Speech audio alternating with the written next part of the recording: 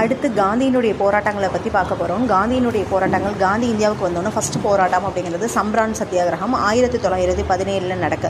அதாவது ஆண்டு அப்படின்னா 1917. எந்த இடத்துல நடக்குன்னா பீகாரில் சம்ரான் அப்படிங்கிற இடத்துல. காரணம் என்ன அப்படின்னா அங்கே தீன் காதியா முறையை பயன்படுத்திட்டு இருந்திருப்பாங்க. தீன் காதியா முறை அப்படிங்கிறது என்னென்னா விவசாயிகள் 20/3 பங்கு பகுதி அவுரியை பயிரிடணும். அதுக்காக உடனே ராஜ்குமார் சுக்லா காந்தியை கூப்பிட்றாரு தங்களுக்காக போராட சொல்லி.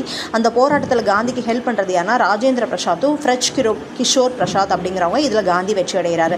அடுத்த போராட்டம் அகமதாபாத் மில் வேலை நிறுத்தம். இதுக்கான காரணம் என்ன அப்படின்னா பிளேக் நோயால் பாதிக்கப்பட்டு வேலைக்கு வராமல் இருந்த தொழிலாளர்களுக்கு 50% போனஸ் தருவதாக சொல்லி அந்த கம்பெனி ஏமாத்திருக்கும். அதுக்காக போராட்டம் செய்கிறாங்க. இதுதான் காந்தியினுடைய முதல் உண்ணாவிரதம். 30% போனஸ் வாங்கி கொடுத்துருப்பாரு. இது 1918. அதுக்கடுத்து கேதா போராட்டம். இதுதான் முதல் விவசாய சத்தியாகிரகம். அதே 1918. இதில் யார் ஹெல்ப் பண்ணுறா அப்படின்னா பித்தேல் பாய் பட்டேல் அப்படிங்கிறவங்க ஹெல்ப் பண்ணுவாங்க காந்திக்கு. லாயர் யாருன்னா வல்லபாய்